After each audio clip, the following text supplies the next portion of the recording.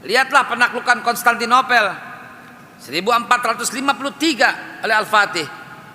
Ketika semua kaum gerejawi, kaum Kristiani ketakutan dan ngumpul di gereja bersiap untuk dibantaikah? Tidak. Justru Al-Fatih masuk ke dalam gereja itu dan mengatakan gereja ini utuh, tidak boleh diganggu. Wahai para saudara-saudaraku yang beragama Kristen, kata Sultan Al-Fatih, kalian mau tinggal di sini silahkan tinggal bersama kami dengan suasana damai. Atau kalian mau pergi keluar kota, kami antarkan sampai keluar kota.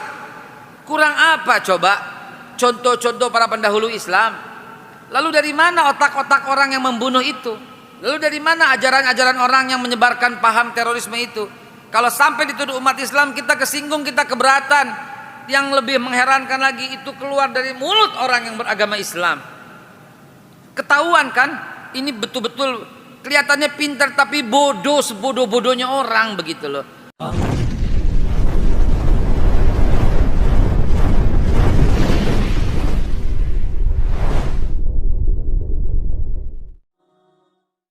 A'udzubillahi minasyaitonirrajim. Bismillahirrahmanirrahim.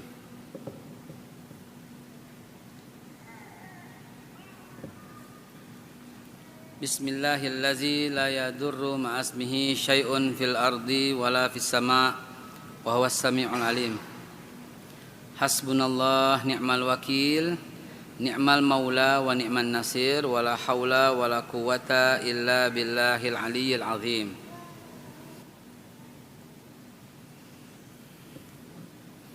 Hadirin, sebelum saya ucap salam, ini insyaallah topik yang sangat penting, topik yang sangat krusial, karena begini Pak, sebentar saya siapkan sesuatu.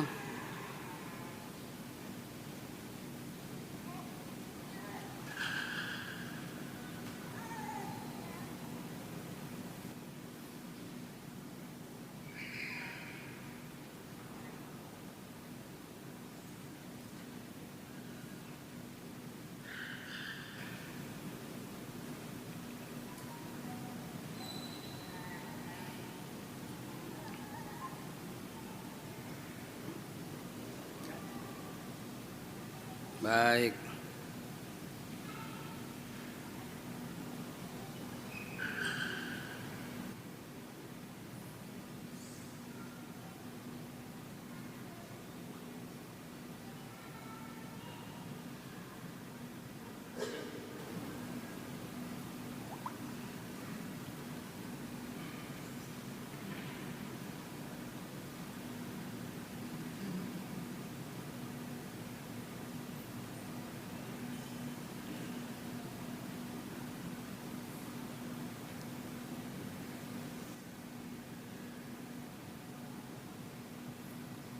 Bismillahirrahmanirrahim. Ibu bapak sahabat, seperti yang saya ungkapkan di awal, saya akan menyampaikan sesuatu yang amat sangat penting, karena ini merupakan lagi tren, yaitu tentang pintu masuk terorisme. Sebegitu pentingnya saya live kan, belum pernah saya live dan nggak bisa memang, nih ternyata sambil coba-coba ternyata live bisa, walaupun ini masih checking connection terus. Saya live kan betul-betul untuk apa? Untuk saking pentingnya, agar tidak terjadi fitnah di antara kita. Udah bisa, ternyata bisa. Oh ini begini, checking. Saking pentingnya, wah mau coba sebentar. Ini udah masuk, ini kencang juga ini nih ya. Cancel ya, sebentar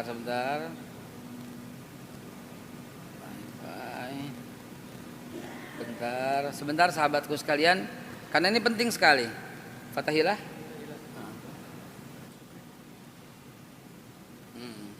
Baik, saya ucap salam dulu. Assalamualaikum warahmatullahi wabarakatuh. Alhamdulillah rabbil alamin. Allahumma sholli ala sayyidina Muhammad wa ala ali sayyidina Muhammad. Setiap ada pengeboman, setiap ada terorisme, setiap ada penyerangan, maka tidak lain tidak bukan sering sekali kita mendengar orang-orang yang munafik, yang penyakit hatinya udah fatal, yang udah error penyakit hatinya, selalu yang dituduhkan itu Islam atau ada hubungannya dengan umat Islam. Bahaya. Ini sangat bahaya. Izinkan saya menyampaikan dari intisari sejarah Islam. Karena saya khusus di bagian sejarah, saya sampaikan dari sisi sejarah. Pertama, Rasulullah Shallallahu Alaihi Wasallam pada waktu itu minoritas, dihabisi oleh kafir Quraisy yang mayoritas. Perhatikan.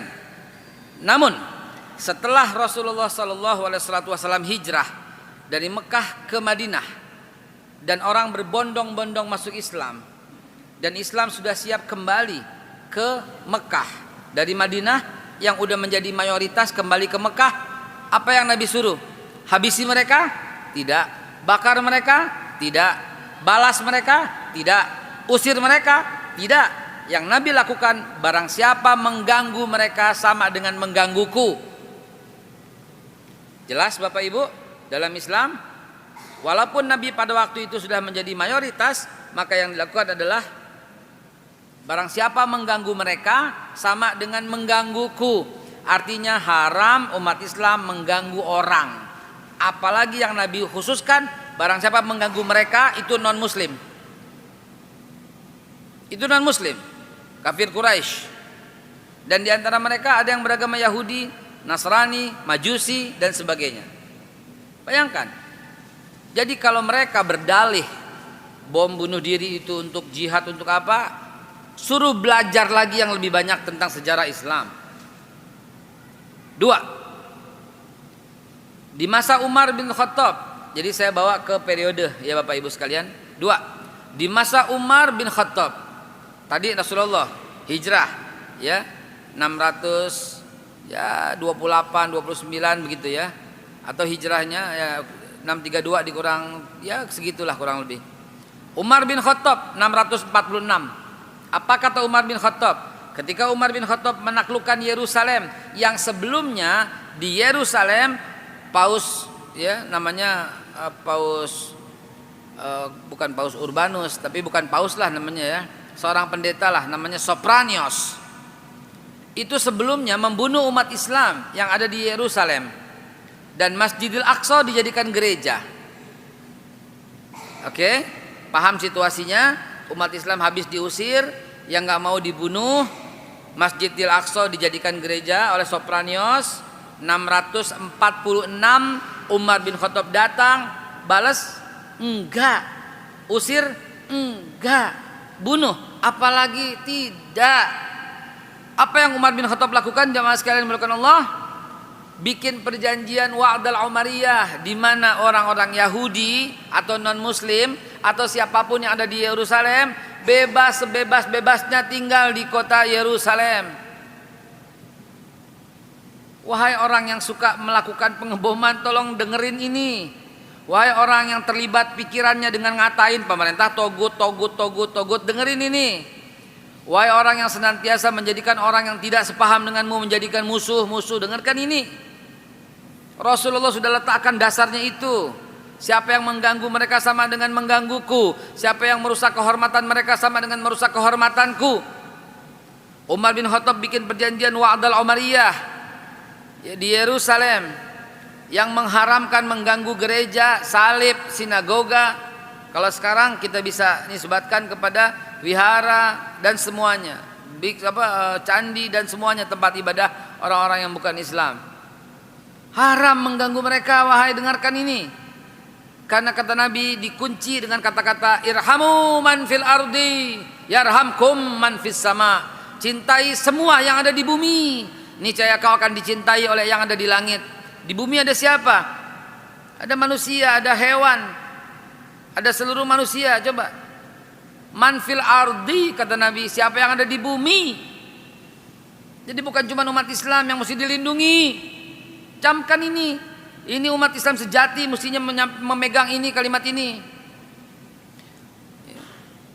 Rasulullah bilang begitu, Umar bin Khattab bilang begitu, dan perjanjian Umar bin Khattab itu, perjanjian itu ada dan ditulis dan sampai sekarang berlaku. Tidak ada orang satupun berani yang membatalkan perjanjian itu karena distempel lagi oleh Nabi. Alaikum bisunnati wa sunnatul khulafaur rasyidin al-mahdiyyin. Wajib atas kalian ikut sunnahku dan sunnahnya khulafaur rasyidin al-mahdiyyin. Ayo, mau berdebat apa lagi? Wahai orang-orang yang sering mengatakan itu Islam, itu Islam, itu Islam. Dan saya berdebat sama orang Islam karena dia mengatakan itu juga Islam. Enak aja saya bilang.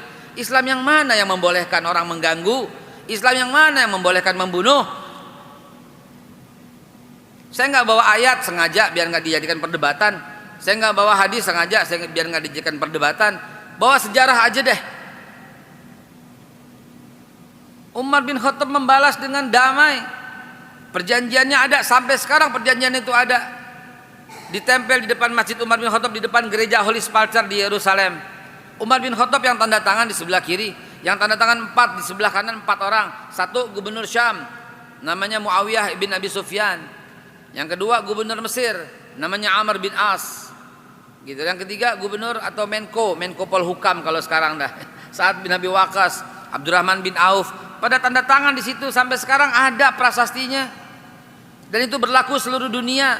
Di mana umat Islam jadi mayoritas, wajib melindungi, itu pesan Umar bin Khattab. Jangan lagi tuduh umat Islam. Saudara sekalian, begitu juga pada zaman pemerintahan misalnya siapa? Sultan Salahuddin Al-Ayyubi 1187. Jadi saya bahas dari tahun 628 pindah ke 646, pindah ke tahun 1187, di mana pada waktu itu Paus Urbanus menyebarkan perang salib atau yang kita kenal dengan Crusaders. Crusader itu mulai tahun 1093, 95 sampai 1099, selama 7 tahun membunuh seluruh umat Islam. Darah itu sampai berbulan-bulan tidak kering di sungai-sungai yang dilakukan di seluruh Palestina oleh Paus Urbanus. Habis umat Islam di sana. Sejak tahun 1099 selama 90 tahun tidak ada satupun umat Islam di sana. Kembali Masjidil Aqsa dijadikan gereja oleh Paus Urbanus. Paus Urbanus II 1187 tampil dari suku Tirkit di Irak, dari suku Irak ya, Sultan Salahuddin Al-Ayyubi. Dia bebaskan Masjidil Aqsa.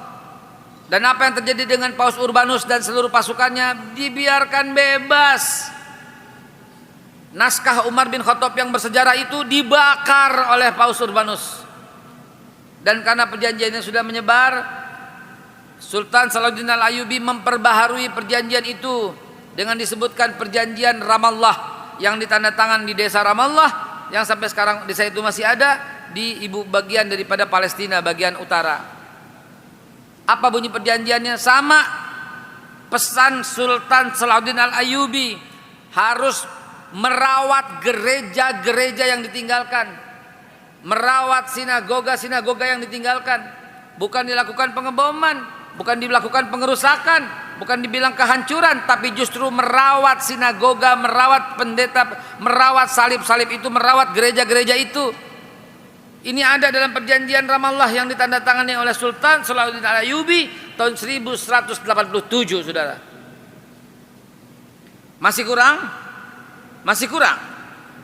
Lihatlah penaklukan Konstantinopel 1453 oleh Al-Fatih. Ketika semua kaum gerejawi, kaum Kristiani ketakutan dan ngumpul di gereja bersiap untuk dibantaikah? Tidak. Justru Al-Fatih masuk ke dalam gereja itu dan mengatakan gereja ini utuh, tidak boleh diganggu. Wahai para saudara-saudaraku yang beragama Kristen, kata Sultan Al-Fatih, kalian mau tinggal di sini silahkan tinggal bersama kami dengan suasana damai. Atau kalian mau pergi keluar kota, kami antarkan sampai keluar kota. Kurang apa coba contoh-contoh para pendahulu Islam? Lalu dari mana otak-otak orang yang membunuh itu? Lalu dari mana ajaran-ajaran orang yang menyebarkan paham terorisme itu? Kalau sampai dituduh umat Islam, kita kesinggung, kita keberatan. Yang lebih mengherankan lagi, itu keluar dari mulut orang yang beragama Islam. Ketahuan kan? Ini betul-betul kelihatannya pintar tapi bodoh, sebodoh-bodohnya orang, begitu loh. Al-Quran menyatakan kok membunuh satu orang sama dengan dosanya membunuh seluruh umat manusia. bahkan menyelamatkan satu nyawa artinya menyelamatkan seluruh nyawa manusia. Lah kok dibilang begini saudara? Masih kurang? Mau tahu Sultan Hamid yang membantu Perancis ketika kelaparan? Sultan Hamid II yang mengirimkan bala bantuan sampai ke Indonesia? Kurang apa lagi? Saudara sekalian, hentikan ini semua. Catat dan rekam apa yang saya sampaikan ini.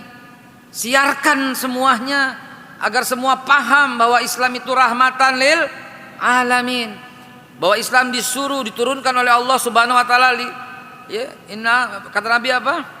Innama bu'itsu li utammima makarimal akhlak. Aku diutus oleh Allah paling utama menyempurnakan akhlak. Akhlak ini sangat global, moral. Akhlak kepada Allah ada, akhlak kepada Rasul ada, akhlak kepada orang tua ada, akhlak kepada pemimpin ada, akhlak kepada pejabat ada, akhlak kepada orang tua siapapun yang lebih tua ada, akhlak kepada non muslim ada, akhlak kepada sebangsa setanah air ada, akhlak kepada tawanan ada.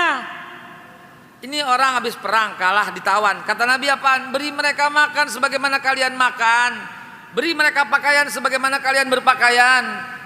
Diharamkan oleh Nabi mengganggu mereka, menyakiti mereka. Lihat ISIS, tawanan dibunuh-bunuhin. Ini bukan ajaran Islam. Entah dari mana mereka dapat ajaran seperti itu. Udah dibunuh, dipotong lehernya, difilmin, diviralin lagi. Maka kita curiga ini siapa yang lakukan ini saudara. Waktunya kita hari ini jangan takut-takut, sebarkan kedamaian, sebarkan persatuan dalam Islam. Sebarkan ini semua. Saya tidak banyak berkata-kata, cukup. Insya Allah kita buka dengan forum tanya jawab. Cakep? Cakep? Intinya udah dapat? Intinya udah dapat. Begitulah Islam mengajarkan. Saya udah bawa dari tahun 628, 646, 1187, 1453, 1529 sampai 1712 saya udah baca semua. Saya udah bawakan semua itu. Kurang apa lagi? Ya mengkaji Islam mesti dengan Quran, dengan hadis, dengan sahabat-sahabat Nabi, dengan tabi'in, dengan tabi'at tabi'in, dengan tabi'it tabi'in. Jadi jelas dari urutannya Quran. Kalau orang sekarang terlalu banyak distorsi dan pemikiran-pemikiran, terlalu banyak kepentingan-kepentingan, akhirnya membuyarkan ajaran Islam itu sendiri. Saudaraku sekalian yang dimuliakan Allah. Cukup, saya berjanji 15 menit. Saya juga berjanji 15 menit. Cakep dah. Min, saya minta dapat video ini, gimana caranya? Gua kirim. Itu DM-nya di itu ya. Kenapa zaman Soeharto nggak kayak gini ya, Be? Iya itu dia kenapa. Dari mana nih? Dari Mekah, sampai Cina, sampai Amerika, Frankfurt, Jerman, semuanya. Alhamdulillahirabbil alamin. Walaupun singkat, sedikit yang hadir, tapi sudah menyentuh selama live ini 606, biasanya sampai 11.000 sampai 20.000 sampai 100.000. Mudah-mudahan demikian. Apabila ada yang mau ditanyakan dalam buka forum diskusi, saya buka sekarang di Facebook, Twitter, Instagram, YouTube. Saya ucapkan terima kasih, jazakumullah khairul jaza. Semoga kita ketemu lagi. Be minta videonya Regi Alfan, Be ngundang gimana caranya? Ngundang aja, telepon DM. Sehat terus Be, Salam dari Bulukumba, Masya Allah. Salam dari Aceh, salam dari semua. Sidoarjo hadir, Masya Allah. Terima kasih Bahrul, Pak Makmur, Hasan Fauzi. Baik. Minta rekamannya ketinggalan. Baik. Kupang NTT hadir, Masya Allah. Masya Allah, dari Mekah juga hadir. Terima kasih. Assalamualaikum warahmatullahi wabarakatuh. Untuk teman-teman di sosial media, silahkan yang di forum kalau mau bertanya jawab. Saya pamit dulu teman-teman. Saya jawab bentar ya, saya buka. Assalamualaikum.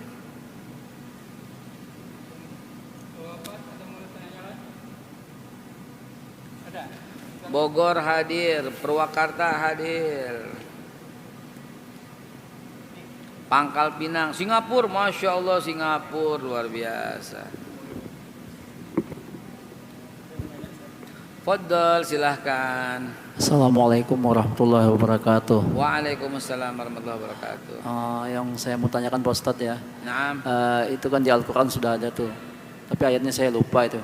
Yang berbunyi gini, orang Yahudi dan Nasrani sampai kapanpun, sampai hari kiamat tidak akan senang pada umat Islam, sampai umat Islam tersebut mengikuti apa kemauan mereka. Di sini kita kan bisa pahami ayat tersebut. Walau bagaimanapun umat Islam berbuat baik, mereka menganggap curiga terus. dan mendiskreditkan Islam karena hati mereka itu sudah dikunci sama Allah gitu kan. Bagaimana umat Islam untuk mengatasi kejahatan-kejahatan Yahudi dan Nasrani tersebut maupun orang-orang munafik, bagaimana caranya supaya jangan umat Islam ini setiap ada kejadian pasti disudutkan terus gitu, dengan cara apakah, apa cara politik, ekonomi, teknologi, atau dengan cara-cara yang lain Pak? Itu yang saya pikir untuk ditingkatkan. Bagaimana menurut Pak Ustadz? Assalamualaikum warahmatullahi wabarakatuh. Waalaikumsalam. Ini masih terus nih dari Korea, dari Tangerang, Masya Allah, dari Korea. Ana Mila juga ikut hadir dari Tangerang, Yuli, semua nih dari Kedaung, Pamulang, Tangerang, Bekasi, ya, Kampung Gedong, tetangga saya nih ya. Taklim di yayasan, oh iya, taraweh. Ini mau nanya Pak, mau nanya lagi? Lagi silakan, ntar sekalian.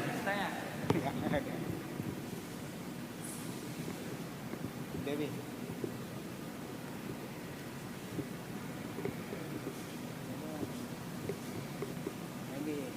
Kita perang ini. Silakan. Ustaz, tolong dibantu.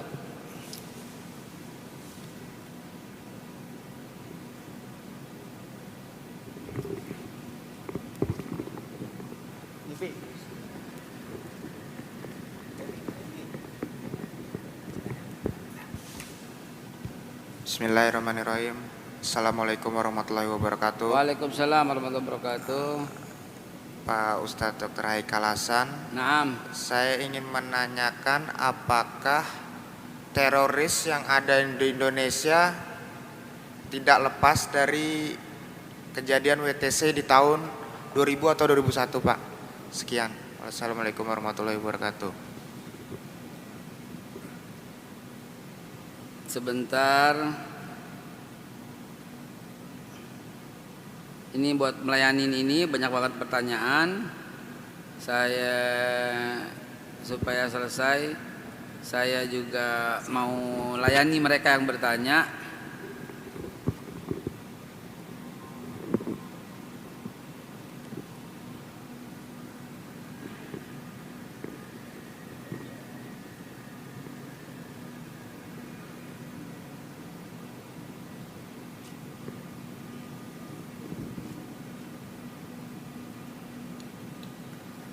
Baik.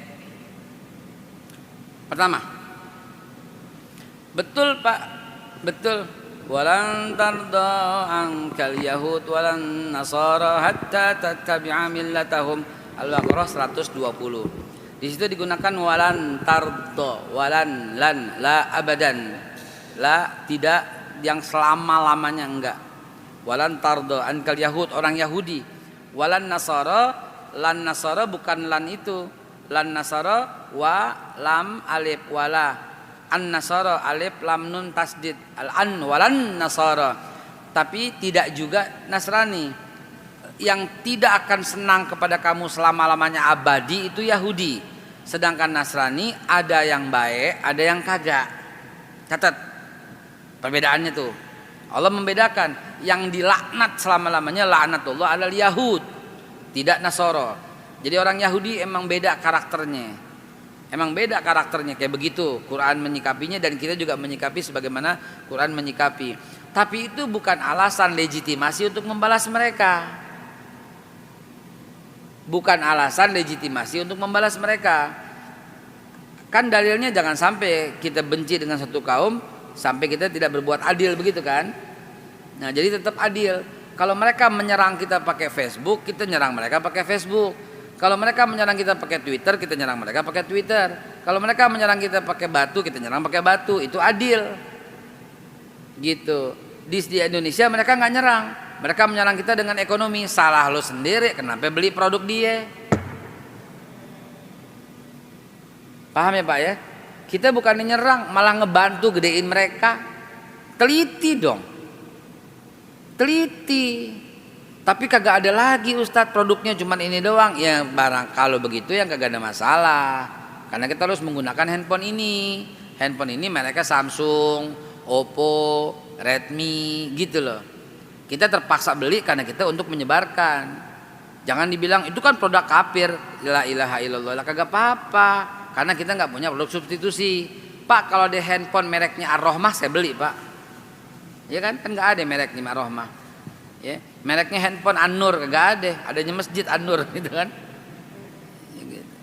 Jadi karena kagak ada kita pakai begitu. Kita juga pakai pesawat Boeing, punya siapa? Punya Amerika, sahamnya punya orang negara Yahudi juga misalnya gitu ya. Airbus, kita pakai buat berangkat haji. Terus kalau nggak pakai bagaimana? Mau naik onta? Nggak bisa juga kan? Nah jadi kayak begitu. Selama kita bisa substitusi, nah iya, air minum, masa pakai produk orang kafir juga? Umat Islam punya banyak produk. Ajwa, Pulau Air, apa lagi? Ufia, apa lagi? Santri, banyak gitu. Tas, Tanah Abang, Blok A, ngebadak tas ini. Blok A ya? Blok B ya? Lantai 5 apa 6. Tadi lewat situ soalnya. Tas, dompet, kulit, wah Tanah Abang. Ngapain? Ya, yang sama kualitasnya luar biasa. Ngapain ke mall yang satu dompet doang tuh harganya 5 juta, 6 juta? Apa nggak sayang? Kualitasnya sama Tanah Abang. Tanah Abang cuma tadi saya lihat cuma 180.000. Tadi ada Pak Lubis, mana Pak Lubis? Lubis mana Lubis? Dia agen tuh. Hampir saya kira apa namanya? Novel Baswedan di belakang itu. Hah? Udah banyak belum yang bilang ente ke Novel Baswedan? Ntar wawancara ya Pak Novel Baswedan ya. Pak Novel Baswedan ntar wawancara sama saya di mari ya. Begitu ya Pak ya. Jelas ya? Jelas? Jadi kalau ngelawan pun harus adil. Apa yang dia lakukan itu yang kita lakukan. Nggak boleh melebihi batas. Gitu.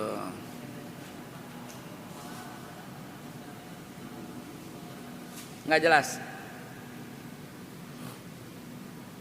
Yang saya mau pertanyakan kan itu akar masalah kan karena umat Islam ini selalu tertinggal sama mereka dalam bidang-bidang yang tersebut, ekonomi, politik, sosial, budaya.